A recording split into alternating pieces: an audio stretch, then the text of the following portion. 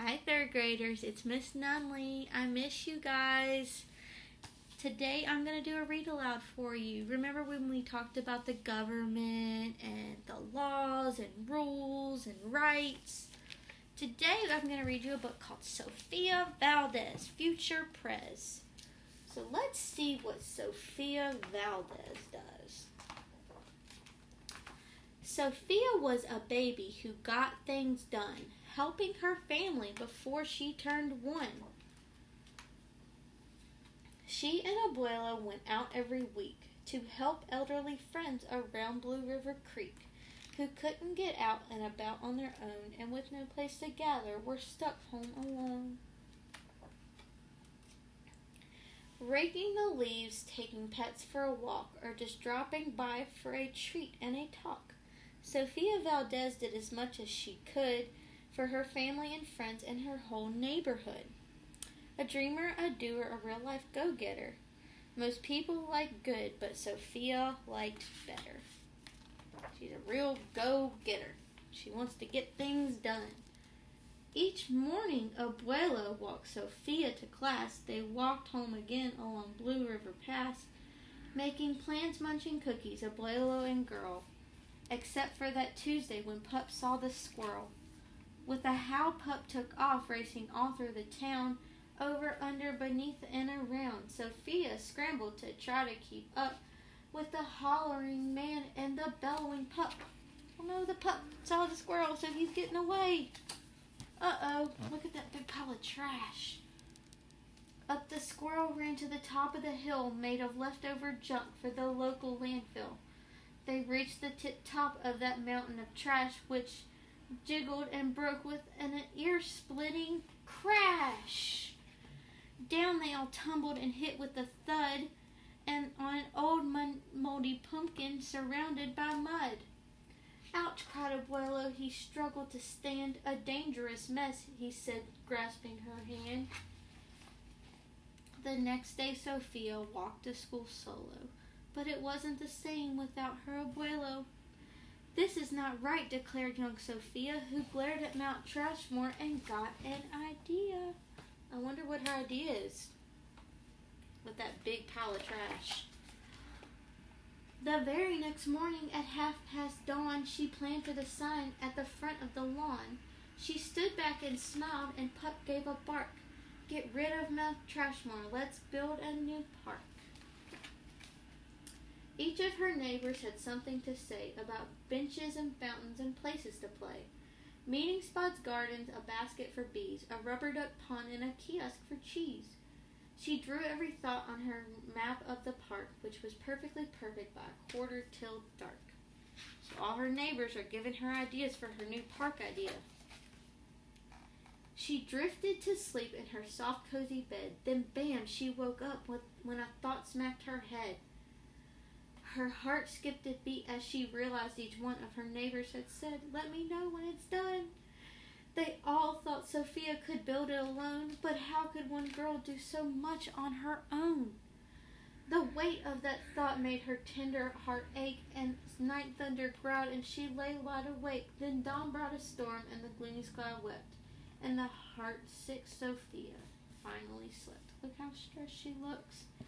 She's like, how can I do this all on my own? I need some help. Wonder where she's going to go to get help. Abuelo baked cookies when Sophia got up. He gave her a bagful and sneaked one to Pup. He blinked back a tear as he hugged his Sophia. For courage, he whispered, "Te amo, mi vida." Sophia's knees wobbled. She felt weak inside. She looked at his ankle and quite nearly cried. Though she didn't feel brave or courageous at all, Sophia Valdez went to face City Hall. So it's kind of like the government in your city, in your town. So there she is, going up the stairs to talk to the people at City Hall about her idea.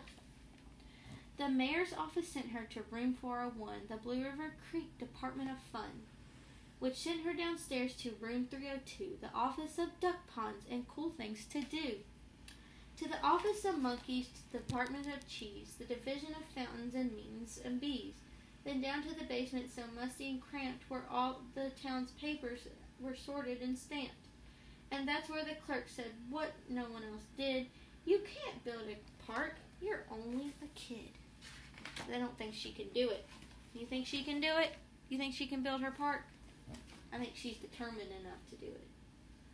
The word smacked Sophia deep down in her heart. Her plan was kiboshed before it could start.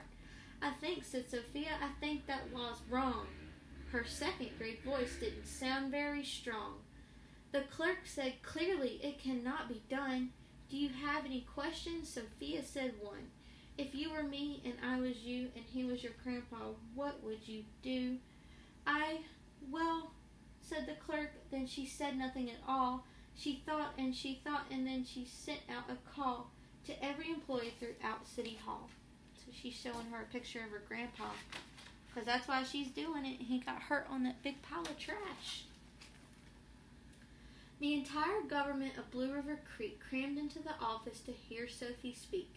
But her words jumbled up and her cheeks turned bright red as a dozen emotions rushed into her head. Her heart beat so loudly she thought it would crack. The crowd leaned in closer. Sophia leaned back. Then her arm brushed the edge of the old cookie stack.